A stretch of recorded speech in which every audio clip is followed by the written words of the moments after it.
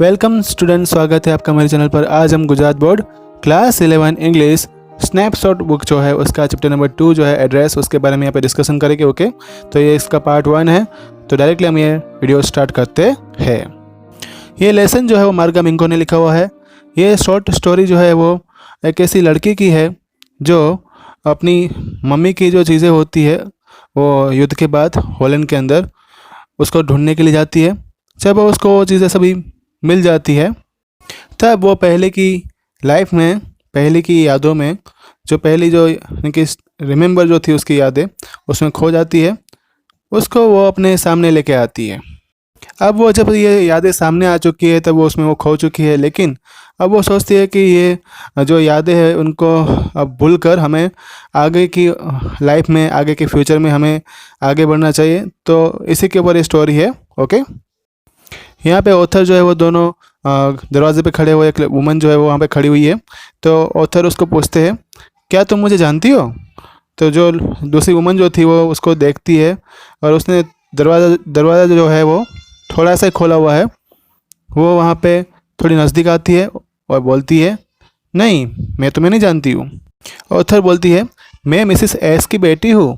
और जो वो वुमन जो थी वो दरवाजे पे हाथ रख के खड़ी हुई थी और वो चाहती थी कि वो दरवाज़ा उससे ज़्यादा ना खुले जितना उसने पहले थोड़ा सा खुला था।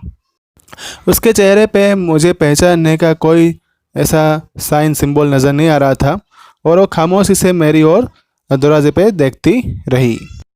मैंने ये सोचा थोड़ा, शायद मुझसे कोई गलती हो गई होगी और मैंने भी इस औरत को एक ही बार देखा था और मुझे लगा कि ये वो औरत नहीं है, क्योंकि मैंने भी उसको पहले एक ही बार देखा था, वो भी सिर्फ पल भर के लिए। इस बात को यहाँ पे बहुत साल बीत चुके हैं और मुझे यहाँ पे ये संभावना ज़्यादा दिखाई दे रही थी कि मैंने शायद गलती से गलत घंटी बजा दी थी। वो लेडी वहाँ से दरवाजे से एक हट गई, एक साइड हो गई और उसने, जो मेरी माँ ने ग्रीन कलर का एक नेटेड कार्डिगन था वो उसने पहना हुआ था। उसके अंदर जो वुडन के बटन जो लगे हुए थे वो बहुत ही पीले पड़ चुके थे। वो देख रही थी कि मैंने उसके कार्डिगन के जो ड्रेस जो था उसको मैं देख रही थी और वो अपने आप को दरवाजे के पीछे छुपा लेती है। मतलब कि वो अपने आप को आधा दरवाजे के पीछे छुपा रही थी। लेकिन अब मुझे ऐसा पता चल गया था कि मैंने अब यहाँ पे गलत घंटी नहीं बजाई थी और मैंने डायरेक्टली पूछा को कि चलो, आप मेरी माँ को तो जानती थी ना? वुमन ने बोला, क्या तुम लोग सब वापस आ गए हो? मैं तो सोचती थी कि अब कोई वापस आया नहीं है। तो मैंने जवाब दिया कि सिर्फ मैं वापस आई हूँ। उसके पीछे एक दरवाज़ा जो था वहाँ पे वो खुल गया और अपने आप फिर से बंद हो गया और वहाँ पे एक मस्ती मतलब बदबू सी वहाँ पे अपने आप आ गई।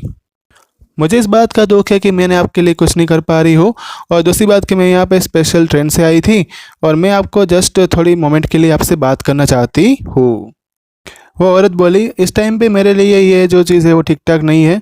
तुम एक काम करो, अभी मैं ये नहीं कर सकती हूँ, मतलब मैं तुमसे बात नहीं कर सकती हूँ, तुम दूसरे टाइम पे आना। यहाँ पे वो लेडी ने जस्ट अपना सिर हिला दिया और वो यहाँ पे दरवाज़ा बंद कर दिया। वो चाहती थी कि जो दरवाजे के अंदर जो लोग बैठे हुए हैं उनको कोई ऐसे डिस्टर्बेंस ना हो। मैं सीढ़ी के ऊपर वहीं खड़ी रही और जस्ट वहाँ पे कर्टेन, मतलब कि पर्दा लगा हुआ था विंडो के सामने, वो थोड़ा सा हिला। किसी ने मुझे वहाँ पे घूर के देखा और पूछा वहाँ पे कि उसको, मतलब मुझे क्या चाहिए था? तो उसने बोला कुछ नहीं। तो वो वुमन जो थी उसने बताया कि उसको कुछ चाहिए नहीं था, इट वाज नथिंग। मैं वहाँ पे पहले स्टेप पे खड़ी थी। मैंने वहाँ पे देखा एक नेम प्लेट लिखी हुई थी और उस प्लेट पे काले कलर के वर्ड में जो वाइट एनिमल था उस पर लिखा हुआ था डॉर्लिंग, और उससे थोड़ा ऊपर खिड़की के बाजू में एक नंबर लिखा हुआ था। वो नंबर था वहाँ पे 46।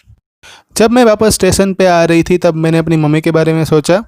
उसने मुझे ये पता जो है वो कई सालों पहले दिया हुआ था। ये युद्ध के पहले हाफ की बात थी और मैं वहाँ पे थोड़े दिनों के लिए घर पे आई हुई थी।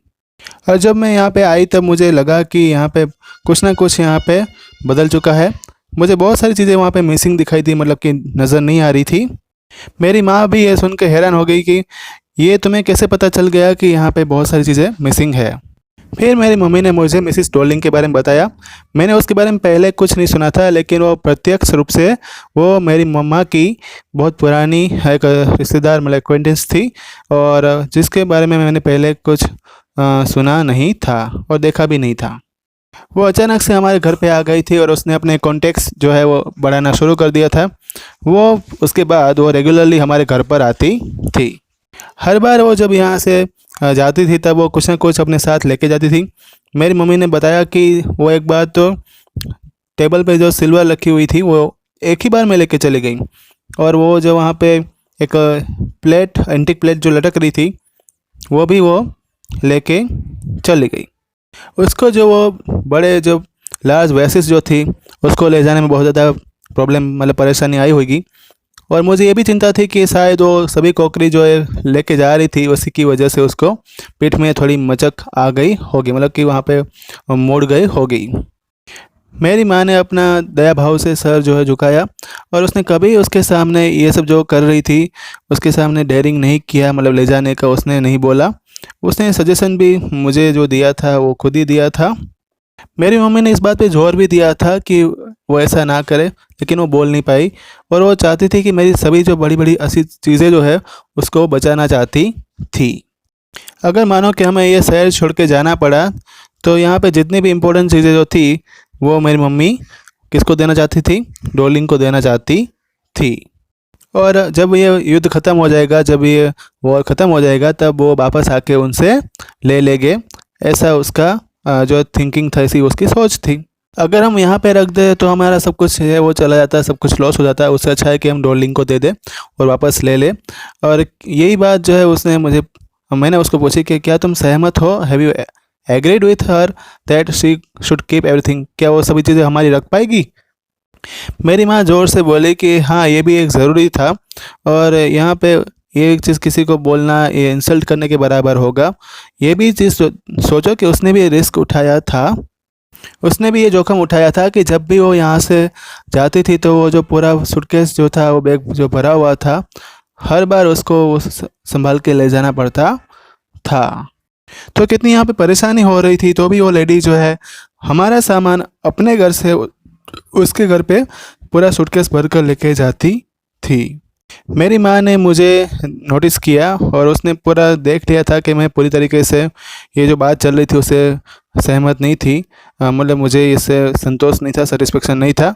लेकिन बाद में उसने इसके बारे में कभी हमने कोई बात की नहीं। फिर मैं वहाँ पे स्टेशन पे बिना कुछ अटेंशन दिए, मतलब कहीं पे ध्यान दिए बिना डायरेक्टली स्टेशन पे आ गई, और मैं इस फैमिलियर प्लेसेस पे जब फर्स्ट टाइम यहाँ पे जा रही थी सिंस वार, मतलब जब से वार शुरू हुआ था उसके बाद यहाँ पे पहली बार यहाँ से वो चल के जा रही थी। ऑथर बताती है कि यहाँ पे अब वो ज़्यादा उससे आगे नहीं जाना चाहती थी जितना उससे ज़रूरत थी। अब वो ज़्यादा अपसेट भी नहीं होना चाहती थी जिस राहों पे, मतलब कि जो जहाँ पे स्ट्रीट थी, जो घर थे, जहाँ पे उसकी पुरानी यादें जो है वो जुड़ी हुई थी, उस राह पे वो ज़्यादा परेशान होना नहीं चाहती थी। जब मैं वापस जा रही थी तब मैंने मिसिस डॉर्लिंग को दोबारा फिर से देखा जब मैंने उससे पहली बार मिली थी। ये उस दिन के बाद वाली सुबह थी जब मेरी माँ ने उसके बारे में मुझे बताया था। तब मैं लेट उठी थी और मैं सीढ़ियों से नीचे आई और मैंने देखा कि मेरी माँ जो है किसी को विदा कर रही थी, किसी को यहाँ पे कोई बाहर जा रहा था, और वो जो औरत जो थी वो उसका ब्रॉड बैक था, मतलब कि उसकी जो पीठ जो थी वो चौड़ी थी। मेरी मम्मी ने बताया कि ये है मेरी बेटी। उसने मेरे सामने देखा, सिर हिलाया, और फिर जो सूटकेस वहाँ पे कोट रैक के नीचे थी उसको उठाया। उसका फिर उसने तब ब्राउन कलर का जो एक कोट पहना हुआ था और एक सेपलेस हैट पहनी हुई थी। जब मैंने उसको देखा तो उसने सूटकेस ले जाने में बहुत ज़्यादा तकलीफ़ हो रही थी। तब मैंने पूछा कि क्या वो यहाँ से बहुत दूर रहती है? मेरी मम्मी ने जवाब दिया, हाँ, मार्कोनी स्ट्रीट में रहती है और मकान नंबर उसका था 46, ये याद रखना। मैंने उस नंबर को याद रखा था, और लेकिन मैंने उसमें जाने में बहुत ज़्यादा इंतज़ार किया था। आज़ादी के बाद मुझे जो सभी स्टोर्ड स्टफ़ जो था, मतलब कि ऐसी पहले से हमने स्टोर की हुई जो चीज़ें जो थी उसमें मुझे कोई इंटरेस्ट नहीं था, और नेचुरली मैं बात बता तो यहाँ पे मुझे उस चीज़ों से डर भी लगता था, क्योंकि उन सभी चीज़ों के साथ मेरी मेरी मम्मी की यादें जुड़ी हुई थी। मैं उन चीज़ों का सामना करने से हमेशा डरती थी जो कोई चीज़ें मेरी पर्टिकुलर कोई व्यक्ति से संबंध रखते हैं, कोई रिलेशन रखते हैं। और वो रिलेशन रखने वाली चीज़ थी मेरी माँ, मतलब कि वो तो अभी नहीं थी। और वो जो वहाँ पे चीज़ें जो रखी हुई थी बक्सों के अंदर, वो कपबोर्ड में, वो इंतज़ार कर रही थी कि वो उसको फिर से अपना ओरिजिनल प्लेस, मतलब जो सही जगह थी उनकी, वहाँ पे रखा जाएगा, ऐसा उसको भी इंतज़ार था। और जो वो सारी चीज़ें जो वहाँ पे पड़ी हुई थी वो वैसे की वैसी ही रही, क्योंकि वो थी तो चीज़ें ही, कोई इंसान तो था नहीं, और वो हर जगह पे जो थी वो सलामत थी।